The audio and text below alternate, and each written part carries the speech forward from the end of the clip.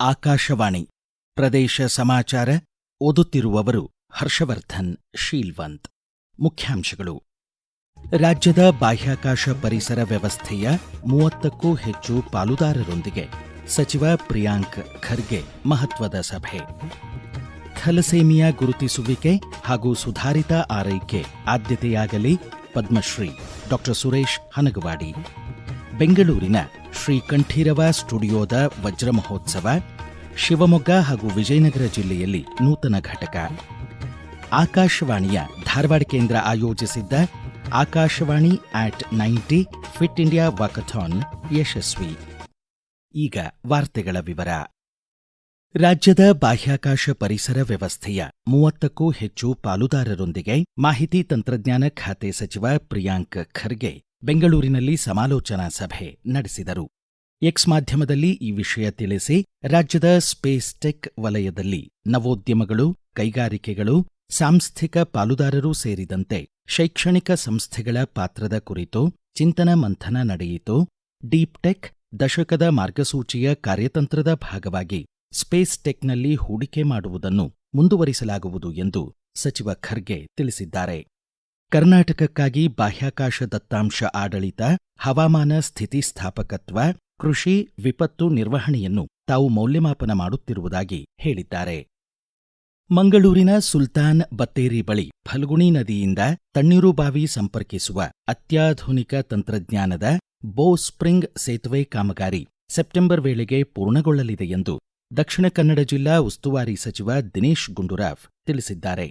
ಕಾಮಗಾರಿ ಸ್ಥಳಕ್ಕೆ ಭೇಟಿ ನೀಡಿ ಪರಿಶೀಲಿಸಿದ ಅವರು, ಸರ್ವ ಸೌಲಭ್ಯ ನಗರಿ ಯೋಜನೆ ಅಡಿ 64 ಕೋಟಿ ರೂಪಾಯಿ ವೆಚ್ಚದಲ್ಲಿ ಈ ಕಾಮಗಾರಿ ಕೈಗೆತ್ತಿಕೊಳ್ಳಲಾಗಿದೆ. ಬೆಂಗ್ರೆ ಭಾಗದ 4,000 ಕುಟುಂಬಗಳಿಗೆ ಪ್ರಯೋಜನವಾಗಲಿದೆ ಎಂದರು. ಬ್ಲೂ ಫ್ಲಾಗ್ ಬೀಚ್ಗೂ ಈ ಸೇತುವೆ 2ನೇ ಸಂಪರ್ಕ ರಸ್ತೆಯಾಗಿ ಬಳಕೆಯಾಗಲಿದ್ದು, ಪ್ರವಾಸೋದ್ಯಮಕ್ಕೂ ಒತ್ತು ಸಿಗಲಿದೆ ಎಂದು ಸಚಿವರು ನುಡಿದರು. ಮಾಜಿ ಮುಖ್ಯಮಂತ್ರಿ ಬಿಜೆಪಿ ಹಿರಿಯ ನಾಯಕ ಬಿಎಸ್ ಯಡಿಯೂರಪ್ಪ ಅವರ 50 ವರ್ಷಗಳ ರಾಜಕೀಯ ಜೀವನದ ಜನಸೇವೆ ಸ್ಮರಿಸಲು ಚಿತ್ರದುರ್ಗದಲ್ಲಿ ಇಂದು ಆಯೋಜಿತ ಬಿಎಸ್ವೈ ಅಭಿಮಾನೋತ್ಸವಕ್ಕೆ ಕೇಂದ್ರ ಗೃಹ ಖಾತೆ ಸಚಿವ ಅಮಿತ್ ಶಾ ಸೇರಿದಂತೆ ಅನೇಕ ಗಣ್ಯರು ಭಾಗವಹಿಸಲಿದ್ದಾರೆ.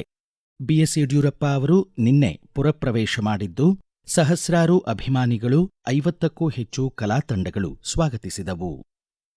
ಭಾರತೀಯ ಅರಣ್ಯ ಸೇವೆ ಐಎಫ್ಎಸ್ ಪರೀಕ್ಷೆಯ 2025ನೇ ಸಾಲಿನ ಫಲಿತಾಂಶವನ್ನು ಕೇಂದ್ರ ಲೋಕಸೇವಾ ಆಯೋಗ ಪ್ರಕಟಿಸಿದೆ. ಬಸವರಾಜ್ ಕೆಂಪವಾಡ್ ಮೊದಲ ರ್ಯಾಂಕ್ ಗಳಿಸಿದ್ದಾರೆ. ಅಂಶುಮನ್ ಕುಮಾರ್ ಸಿಂಗ್ ಹಾಗೂ ಸಿದ್ಧಾರ್ಥ ಕ್ರಮವಾಗಿ 2 ಮತ್ತು 3ನೇ ರ್ಯಾಂಕ್ ಪಡೆದಿದ್ದಾರೆ. ರಾಜ್ಯಾದ್ಯಂತ ಆರೋಗ್ಯ ಸೇತು ಸಂಚಾರಿ ಆರೋಗ್ಯ ಘಟಕ ಯೋಜನೆ ಜಾರಿಗೊಂಡಿದೆ.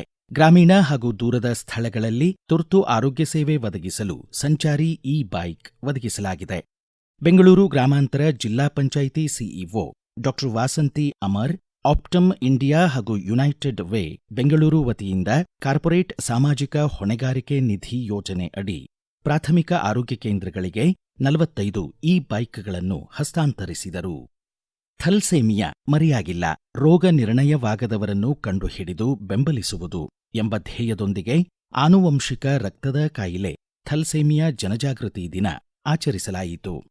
ಸುಧಾರಿತ ಆರೈಕೆ ಹಾಗೂ ಥಲ್ಸೇಮಿಯಾ ರೋಗಿಗಳನ್ನು ಗುರುತಿಸುವುದು ಬಹುಮುಖ್ಯ ಎನ್ನುತ್ತಾರೆ ದಾವಣಗೆರೆಯ ಜಗದ್ಗುರು ಶ್ರೀ ಜಯದೇವ ಮುರುಘರಾಜೇಂದ್ರ ವೈದ್ಯಕೀಯ ಮಹಾವಿದ್ಯಾಲಯದ ರೋಗ ನಿದಾನಶಾಸ್ತ್ರದ ಪ್ರಾಧ್ಯಾಪಕ ಹಾಗೂ ಕರ್ನಾಟಕ ಹಿಮೋಫೀಲಿಯಾ ಸೊಸೈಟಿ ಅಧ್ಯಕ್ಷ ಪದ್ಮಶ್ರೀ ಡಾ ಸುರೇಶ್ ಹನಗವಾಡಿ.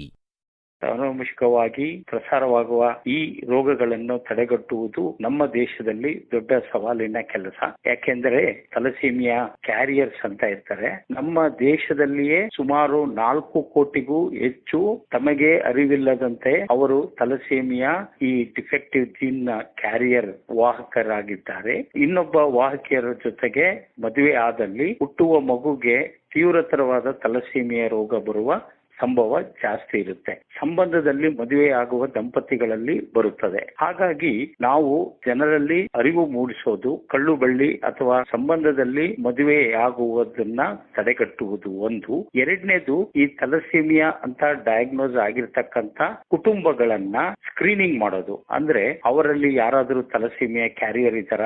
ಉತ್ತರ ಕರ್ನಾಟಕ ಭಾಗದಲ್ಲಿ ಜಾಸ್ತಿ ಇದೆ. 10,000-15,000 ಥಲಸೀಮಿಯಾ ಮೇಜರ್ ಮಕ್ಕಳು ನಮ್ಮ ದೇಶದಲ್ಲಿ ಹುಟ್ಟುವ ಸಾಧ್ಯತೆ ಇದರಿಂದ ಆಗಿದೆ. ಈಗ ಪ್ರಕಟಣೆ, ನಂತರ ಪ್ರದೇಶ ಸಮಾಚಾರ ಮುಂದುವರಿಯುವುದು.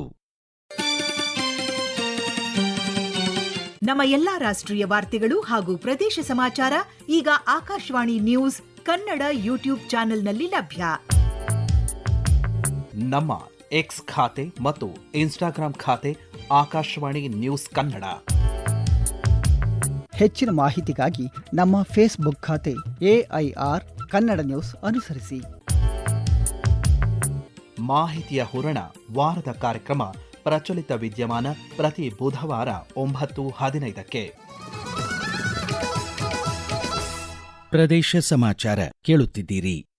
ಗುಬ್ಬಿ ವೀರಣ್ಣನವರಿಂದ ಸ್ಥಾಪಿಸಲ್ಪಟ್ಟ ಬೆಂಗಳೂರಿನ ಶ್ರೀ ಕಂಠೀರವ ಸ್ಟುಡಿಯೋದ ವಜ್ರ ಮಹೋತ್ಸವದ ಸವಿನೆನಪಿಗಾಗಿ ಶಿವಮೊಗ್ಗ ಮತ್ತು ವಿಜಯನಗರ ಜಿಲ್ಲೆಗಳಲ್ಲಿ ನೂತನ ಘಟಕಗಳನ್ನು ಸ್ಥಾಪಿಸಲು ಉದ್ದೇಶಿಸಲಾಗಿದೆ ಎಂದು ಶ್ರೀ ಕಂಠೀರವ ಸ್ಟುಡಿಯೋದ ಅಧ್ಯಕ್ಷ ಮೆಹಬೂಬ್ ಪಾಷಾ ತಿಳಿಸಿದ್ದಾರೆ. ಶಿವಮೊಗ್ಗದಲ್ಲಿ ಜಿಲ್ಲಾಧಿಕಾರಿ ಎನ್ ಹೇಮಂತ್ ಅವರೊಂದಿಗೆ ಅವರು ಸಭೆ ನಡೆಸಿ ಮಾತನಾಡಿದರು. ಇಂಡಿಯನ್ ಬ್ರಾಡ್ಕಾಸ್ಟಿಂಗ್ ಕಾರ್ಪೊರೇಷನ್ 1936 ಜೂನ್ 8ರಂದು ಆಲ್ ಇಂಡಿಯಾ ರೇಡಿಯೋ AIR ಎಂದು ಮರುನಾಮಕರಣಗೊಂಡಿತು. ಬಹುಜನ ಹಿತಾಯ ಬಹುಜನ ಸುಖಾಯ ಧ್ಯೇಯದೊಂದಿಗೆ ಭಾರತೀಯ ಪ್ರಸಾರ ಸೇವೆ ಆರಂಭಗೊಂಡ ಸುವರ್ಣ ಘಳಿಗೆಯ 90ನೇ ವರ್ಷಾಚರಣೆ ನಿಮಿತ್ತ ಆಕಾಶವಾಣಿ ಧಾರವಾಡ ಕೇಂದ್ರ ಆಕಾಶವಾಣಿ @90 ಫಿಟ್ ಇಂಡಿಯಾ ವಾಕಥಾನ್ ಆಯೋಜಿಸಿತ್ತು. ಉತ್ತರ ಕನ್ನಡ ಜಿಲ್ಲೆ ಹಳಿಯಾಳದ KLS ಶ್ರೀ ವಿಶ್ವನಾಥರಾವ್ ದೇಶಪಾಂಡೆ ಅಭಿಯಾಂತ್ರಿಕ ಮತ್ತು ತಾಂತ್ರಿಕ ಮಹಾವಿದ್ಯಾಲಯದ ವಿದ್ಯಾರ್ಥಿಗಳು, ಅಭಿಮಾನಿ ಶ್ರೋತೃಗಳು, ಕಲಾವಿದರು ಹಾಗೂ ಆಕಾಶವಾಣಿ ಸಿಬ್ಬಂದಿ ಸೇರಿದಂತೆ 200ಕ್ಕೂ ಹೆಚ್ಚು ಜನ ಫಿಟ್ ಇಂಡಿಯಾ ವಾಕಥಾನ್ನಲ್ಲಿ ಪಾಲ್ಗೊಂಡಿದ್ದರು. ಆಕಾಶವಾಣಿಯ ಅಭಿಮಾನಿ ಧಾರವಾಡದ ನಿರ್ಮಲಾ ಪಾಟೀಲ್ ವಾಕಥಾನ್ನಲ್ಲಿ ಭಾಗವಹಿಸಿ ಪ್ರದೇಶ ಸಮಾಚಾರಕ್ಕಾಗಿ ತಮ್ಮ ಅನಿಸಿಕೆ ಹಂಚಿಕೊಂಡಿದ್ದಾರೆ. ಆಕಾಶವಾಣಿ ಧಾರವಾಡದ ವಾರ್ತೆಗಳನ್ನ ನಮ್ ತಂದೆ ಕೇಳ್ತಿದ್ರು. ವಾರ್ತೆ ಮುಗಿದ ತಕ್ಷಣ ಹಾಡ್ ಬರ್ತಿತ್ತಲ್ಲ, ಎಷ್ಟು ಆಸಕ್ತಿಯಿಂದ ಹಾಡ್ ಕೇಳ್ತಿದ್ದೆ. ಸಂಗೀತ ಅವಾಗಿಂದಾನು ನನಗೆ ಇಷ್ಟ. ನನಗೆ ಆಕಾಶವಾಣಿ ಅಂದ್ರೆ ನನ್ ಸಂಗಾತಿ. ನಾನು ಬದುಕಲಿಕ್ಕೆ ಒಳ್ಳೆ ಸ್ಫೂರ್ತಿ ಕೊಡ್ತಾ ಇರೋ ಆಕಾಶವಾಣಿ. ನನಗೆ ಎಲ್ಲರೂ ಆಕಾಶವಾಣಿನೇ. ಆಕಾಶವಾಣಿಯಿಂದ ನಾನು ಎಷ್ಟು ಕಲ್ಕೊಂಡೆ. ಕೊರೋನಾ ಟೈಮಲ್ಲಿ ಆಕಾಶವಾಣಿಯಿಂದ ಇಷ್ಟು ಒಳ್ಳೆ ಕಾರ್ಯಕ್ರಮ ಕೊಡ್ತಾ ಇದ್ರಲ್ಲ. ಕೊರೋನಾ ಇದೆ, ಇಷ್ಟು ಇಂಥ ವಾತಾವರಣದಲ್ಲಿ ನಾವಿದ್ದೀವಿ ಅಂತ ನನಗೆ ಯಾವತ್ತೂ ಅನಿಸ್ಲೇ ಇಲ್ಲ. ಯಾಕಂದ್ರೆ ನಾನು ಆಕಾಶವಾಣಿ ಜೊತೆಲಿದ್ದೆ. ಈ ವಾತಾವರಣದಲ್ಲಿ ನನಗೆ ತುಂಬಾ ಖುಷಿ ಆಯ್ತು. ಆಕಾಶವಾಣಿ ಹೀಗೆ ನಿರಂತರವಾಗಿರ್ಲಿ. ಹೊಸದಿಲ್ಲಿಯ ಕೇಂದ್ರ ಸಾಹಿತ್ಯ ಅಕಾಡೆಮಿ ಆಕಾಶವಾಣಿ ಕಲಬುರಗಿ ಕೇಂದ್ರದ ಸಹಯೋಗದಲ್ಲಿ ಇಂದು ಬೆಳಗ್ಗೆ 11 ಗಂಟೆಗೆ ಕೇಳು ಕಥೆ ಎಂಬ ವಿಶೇಷ ಕಾರ್ಯಕ್ರಮ ಆಯೋಜಿಸಿದೆ. ಕಲಬುರಗಿ ಆಕಾಶವಾಣಿ ಕೇಂದ್ರದ ಸ್ಟುಡಿಯೋದಲ್ಲಿ ನಡೆಯಲಿರುವ ಈ ಕಾರ್ಯಕ್ರಮದಲ್ಲಿ HT ಪೋತೆ, ಸಿದ್ದರಾಮ್ ಹೊನಕಲ್, ಸಂಧ್ಯಾ ಹೊನಗುಂಟೀಕರ್ ಹಾಗೂ ಮಹಂತೇಶ್ ನವಲ್ಕಲ್ ಕೇಳು ಕಥೆ ಪ್ರಸ್ತುತಪಡಿಸಲಿದ್ದಾರೆ. ಆಕಾಶವಾಣಿ ಕಲಬುರಗಿ ಕೇಂದ್ರದ ತಾಂತ್ರಿಕ ವಿಭಾಗದ ಮುಖ್ಯಸ್ಥ ಬಿ ಗೋಪಾಲ್ ನಾಯಕ್, ಕಾರ್ಯಕ್ರಮ ವಿಭಾಗದ ಮುಖ್ಯಸ್ಥ ಬಿ ಸಿದ್ದಣ್ಣ ಪಾಲ್ಗೊಳ್ಳಲಿದ್ದು, ಕೇಂದ್ರ ಸಾಹಿತ್ಯ ಅಕಾಡೆಮಿ ಸಲಹಾ ಸಮಿತಿ ಸದಸ್ಯ ಡಾ ಬಸವರಾಜ್ ಸಾದರ್ ಸಮಾರೋಪ ನುಡಿಗಳನ್ನಾಡಲಿದ್ದಾರೆ. ಇಂದು ಭಾರತೀಯ ಸಂಗೀತ ಶಾಸ್ತ್ರದ ದಿನಾಚರಣೆ. ಈ ಹಿನ್ನೆಲೆ ಮೈಸೂರು ವಿಶ್ವವಿದ್ಯಾಲಯದ ನಾಲ್ವಡಿ ಕೃಷ್ಣರಾಜ ಒಡೆಯರ್ ಭವನದಲ್ಲಿ ಡಾ ರಾ ಸತ್ಯನಾರಾಯಣ ಅವರ ಜನ್ಮ ಶತಮಾನೋತ್ಸವ ಕಾರ್ಯಕ್ರಮದ ಉದ್ಘಾಟನೆ ಇಂದು ಸಂಜೆ 5:30ಕ್ಕೆ ನೆರವೇರಲಿದೆ ಎಂದು ಡಿವಿಜಿ ಬಳಗ ಪ್ರತಿಷ್ಠಾನದ ಸಂಚಾಲಕ ಕನಕರಾಜು ತಿಳಿಸಿದ್ದಾರೆ.